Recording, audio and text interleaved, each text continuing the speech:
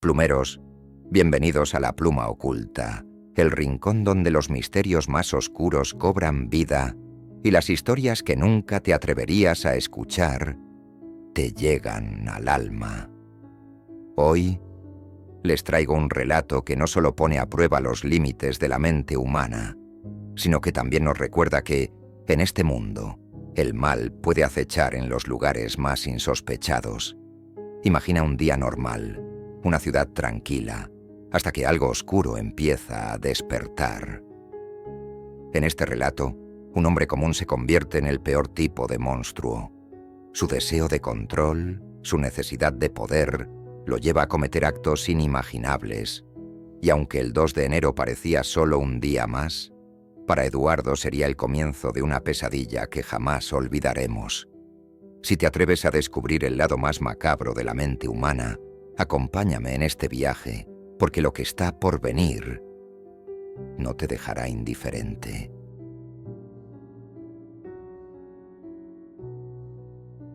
Era el 2 de enero, un día frío y gris en Vitoria, la capital de Álava, en el País Vasco.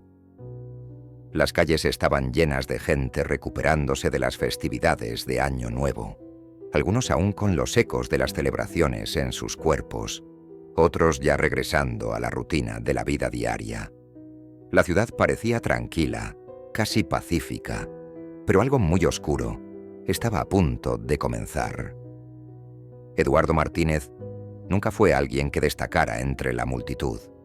Un hombre común, con una vida aparentemente normal.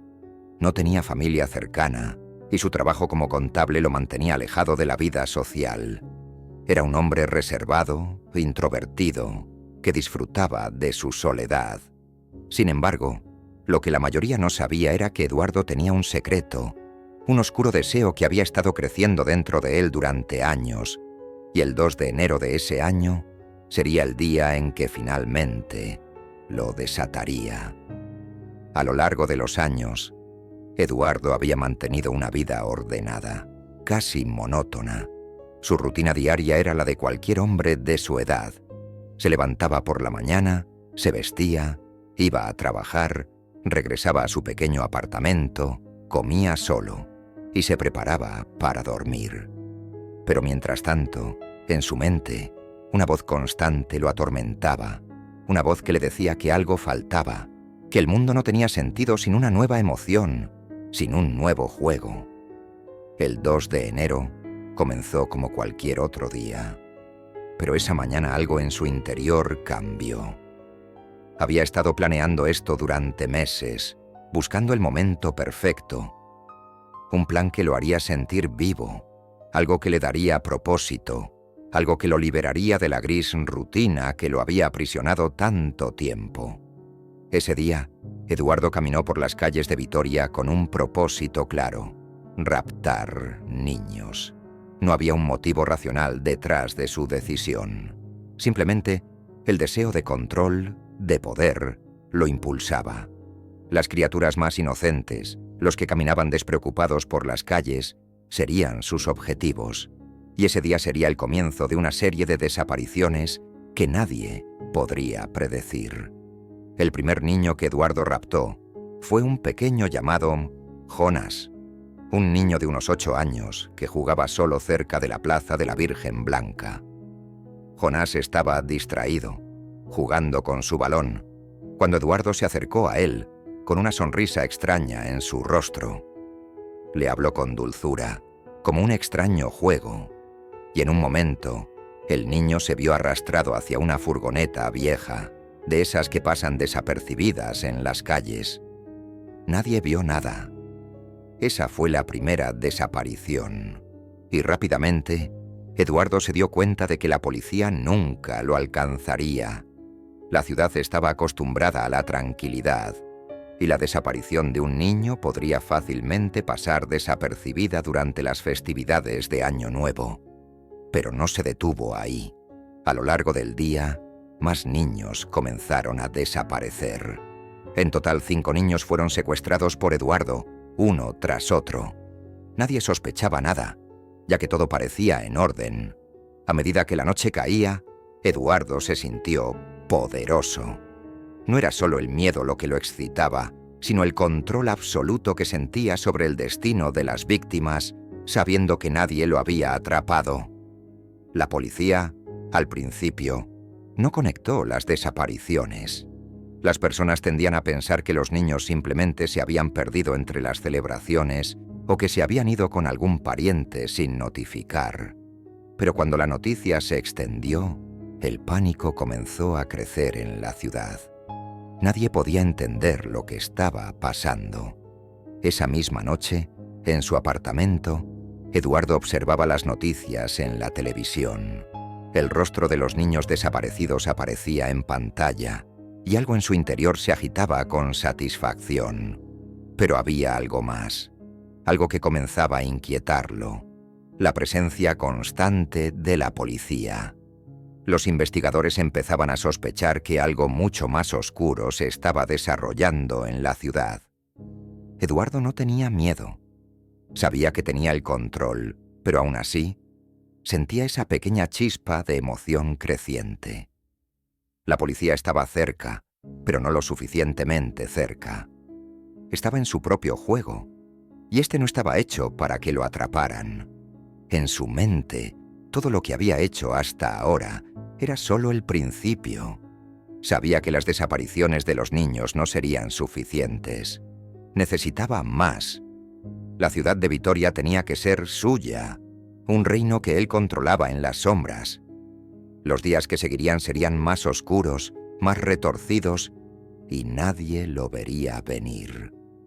Esa noche, Eduardo comenzó a hacer planes para la próxima fase de su retorcido juego. En su mente, ya no había vuelta atrás. El sol de la mañana del 3 de enero se alzó sobre Vitoria, bañando las calles de la ciudad con su luz fría y distante. La desaparición de los 5 niños había causado un revuelo en toda la comunidad. Pero lo que nadie sabía era que las sombras ya se habían extendido más allá de lo evidente. Eduardo, en su mente perturbada, veía el mundo como un tablero de ajedrez, y él era el jugador que movía las piezas. Los niños ya no eran solo víctimas, sino símbolos, piezas de su macabro juego. A pesar de que la policía había comenzado a investigar, no había pistas claras. Las desapariciones eran precisas, cuidadosas, y no dejaban huellas.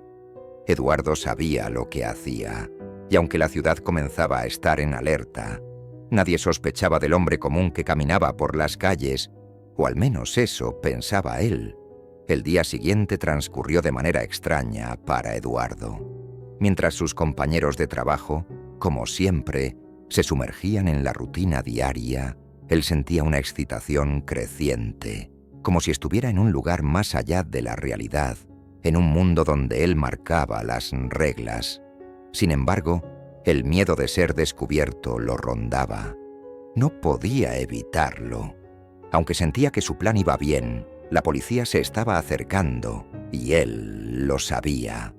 La tensión en el aire estaba a punto de estallar.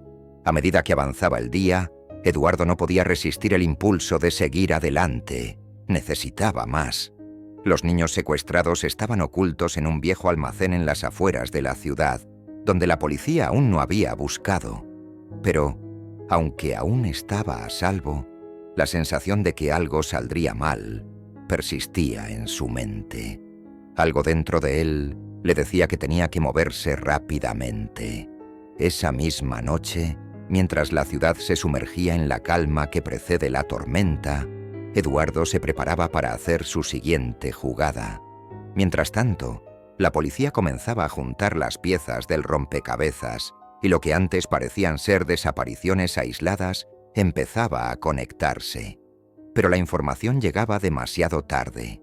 A las 11 de la noche, Eduardo, armado con una bolsa, se dirigió al almacén donde mantenía a los niños cautivos. Su plan era claro: debían desaparecer, ser parte de su juego y ser los mensajes silenciosos de su control sobre la ciudad. Nadie debía saber que estaban allí. Sin embargo, algo extraño sucedió. Cuando entró en el almacén, los niños ya no estaban en sus jaulas. Un escalofrío recorrió su espalda. ¿Qué había pasado?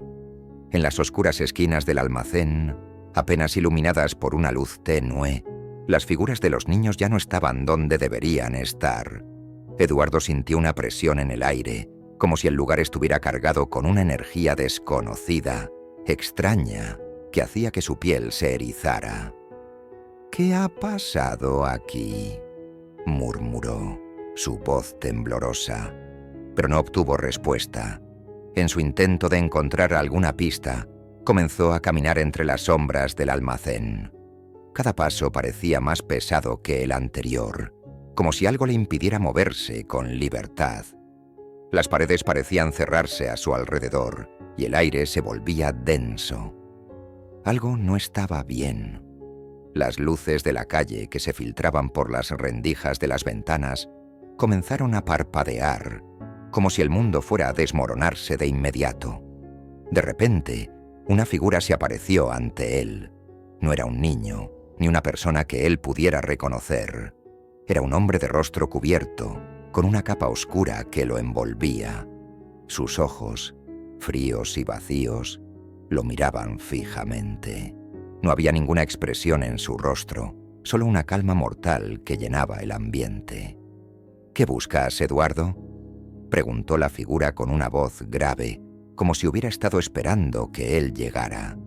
Eduardo, aunque con miedo, intentó mantener la calma. «¿Quién eres tú? ¿Qué quieres?», respondió, sin poder evitar que su voz temblara. El hombre no respondió de inmediato. Solo se acercó lentamente, sus pasos pesados resonando en el silencio. «Yo soy lo que hay detrás de tus juegos. He observado cada movimiento tuyo. Crees que estás en control, que eres el que juega, pero en realidad eres solo una pieza más». Las palabras del hombre golpearon a Eduardo como un martillo. ¿Una pieza más? No podía entender. Él había estado manipulando todo, controlando cada paso, cada decisión. ¿Cómo podía ser una pieza en un juego que él mismo había creado? El hombre levantó la mano, señalando la oscuridad a su alrededor. «Mira lo que has dejado atrás. Las piezas que has movido se han alineado. Lo que has hecho no tiene vuelta atrás». Y antes de que Eduardo pudiera hacer algo, una serie de sombras emergieron de la oscuridad, envolviéndolo. Niños, sombras, figuras distorsionadas comenzaron a rodearlo, pero no eran simplemente ilusiones. Eran los mismos niños que había secuestrado, pero ahora transformados en algo extraño, algo que no pertenecía a este mundo. Este es el verdadero juego, Eduardo. Has jugado con la vida de los demás, pero ahora es tu turno. Antes de que pudiera gritar, las sombras lo envolvieron por completo, y Eduardo desapareció en la oscuridad. Las figuras que lo rodeaban nunca más fueron vistas. La ciudad de Vitoria nunca descubrió la verdad detrás de las desapariciones, pero en el silencio de la noche, los ecos de los gritos de Eduardo resonaban en las sombras, recordándole a todos que no todo juego tiene un final feliz. Plumeros, hasta aquí llegamos con la historia del día 2, pero ¿quién sabe cuántos secretos oscuros se esconden en las sombras de las ciudades que creemos conocer? Si este relato te ha dejado pensando y con ganas de más, no olvides suscribirte y activar la campanita, porque en la pluma oculta siempre hay algo más acechando en la oscuridad. Dale like si crees que Eduardo se merecía un final mucho más espeluznante, y comparte este video con tus amigos, porque nunca se sabe cuándo el mal volverá a acechar. Y, claro, comenta abajo, ¿qué opinas de este aterrador juego que Eduardo comenzó? Nos encantaría saber tu opinión. Recuerda, en este canal, nada es lo que parece, y siempre hay algo esperando en las sombras. Nos vemos en el próximo misterio, si te atreves.